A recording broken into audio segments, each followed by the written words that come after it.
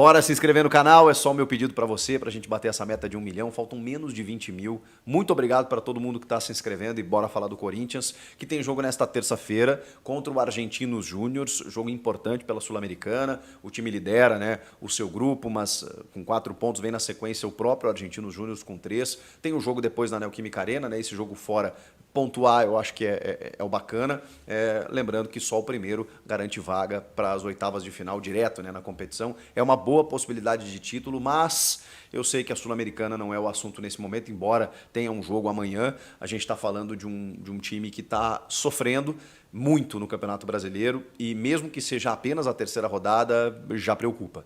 Nós estamos diante de um recorde negativo do Corinthians na história do Campeonato Brasileiro de pontos corridos.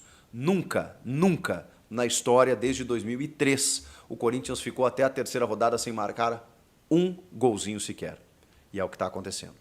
O Corinthians não marcou, não balançou a rede uma vez sequer nesses 3 primeiros jogos. E isso nunca havia acontecido. Tem tempo para recuperar? É muito cedo ainda? É óbvio, estou falando aqui uma obviedade. Porém, estamos diante de um fato que nunca aconteceu antes. E aí a gente precisa acender um alerta. Se em outros anos anteriores, que o Corinthians brigou para não cair no campeonato, isso não tinha acontecido, então, quando acontece, você tem que, vamos reagir e logo. Reagir e breve. E o próximo jogo contra o Fluminense, no final de semana que vem, vai ser na Neoquímica Arena, domingo, às 4 da tarde. É obrigação do Corinthians vencer esse jogo. Eu sei que o Fluminense é um bom time, tem um bom elenco, de vários conhecidos, mas não está jogando um futebol vistoso também, como muitas equipes no Brasil ainda não estão, especialmente alguns dos candidatos ao título, né? O Fluminense eu não sei se é um candidato ao título, mas é um concorrente forte, é o atual campeão da Libertadores, e tem um elenco considerável, joga um futebol bem treinado há mais tempo e tal, não vai ser um jogo fácil, mas isso não interessa. Seja de 0-0, 1-0, gol chorado, gol cagado, não tem jeito, o Corinthians vai ter que ganhar esse jogo. Por quê?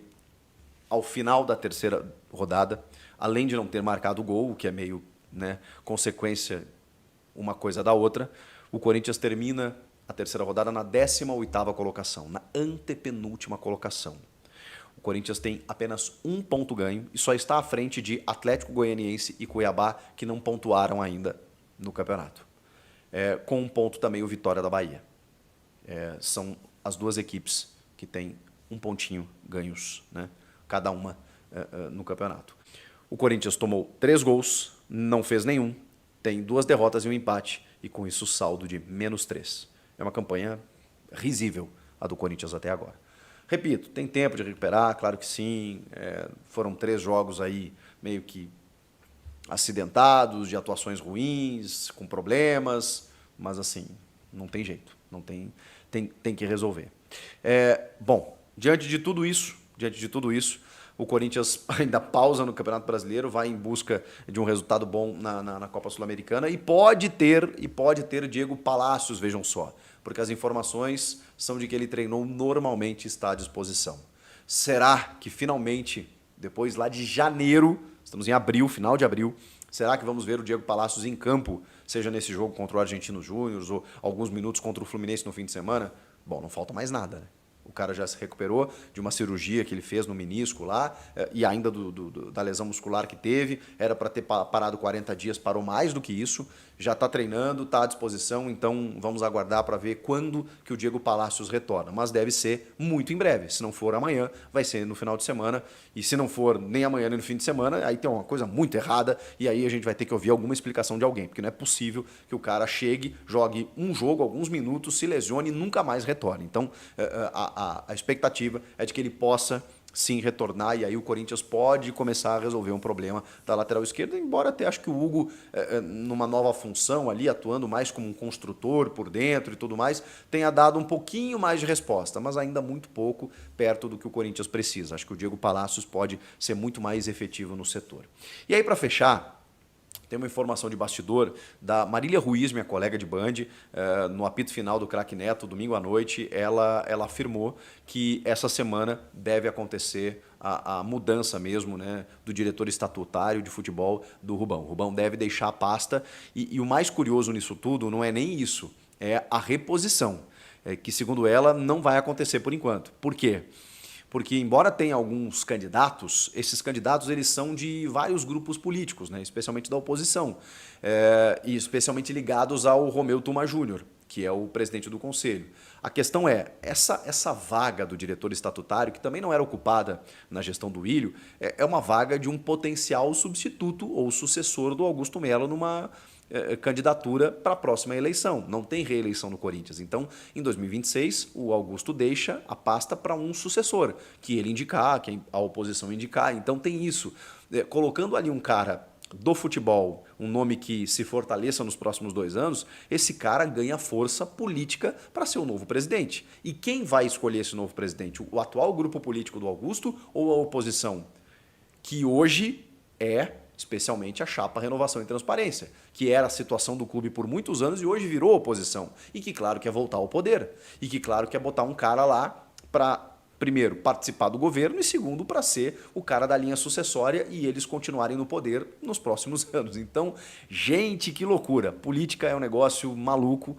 Política de clube não é diferente. Existem muitos interesses, como diria Leonel Brizola. Então, assim, a gente tem que esperar o que vai acontecer. O fato é, isso ainda não está decidido. Na verdade, até você pode estar vendo esse vídeo e o Rubão já ter sido destituído do cargo, porque a Marília deu informação domingo à noite, eu estou na madrugada aqui gravando o vídeo, então isso pode estar acontecendo nesse momento ou, enfim, nas próximas horas, nos próximos dias, deve acontecer a efetividade disso. Não há mais relação entre os dois, existe um racha político, não só do Rubão com o Augusto, mas também por algumas, digamos assim, vertentes políticas dentro do clube, especialmente no presidente do Conselho, Romeu Tuma, e o Augusto está muito incomodado com isso. Está muito incomodado porque não é o que ele queria. Ele queria um apaziguamento, um conciliamento, e não é o que ele está conseguindo, especialmente com o Rubão, que é um cara que tem problemas, ele tem muitos, digamos assim, pessoas que não gostam do trabalho dele, e ele foi, ele ocupou a pasta no rebaixamento do clube em 2007, então tem muita gente contrária ao Rubão, e isso gera um clima hostil nos bastidores que se reflete no campo. E aí no campo estamos vendo o quê? Falta de resultados. E aí se volta todo mundo para a questão política. Se o Corinthians estivesse ganhando, goleando todo o jogo, não sei o quê, isso nem estaria sendo pauta.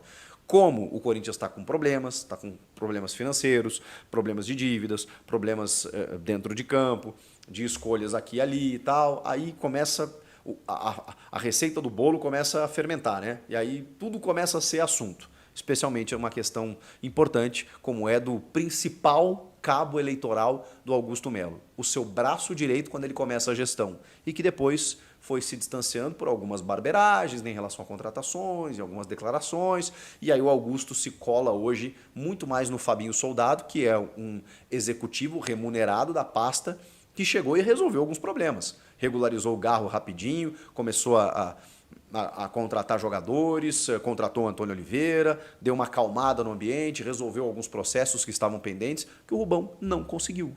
E aí o Augusto demorou, né, para definir o executivo. Quando definiu, as coisas meio que entraram no eixo. Mas o Rubão, né, é um cargo estatutário, vice de futebol, diretor de futebol, enfim, que ficou falando coisa que não devia, cometeu algumas barberagens administrativas e aí quem pagou o pato disso tudo foi o Augusto Melo. Então ele está tentando provavelmente cortar o mal pela raiz.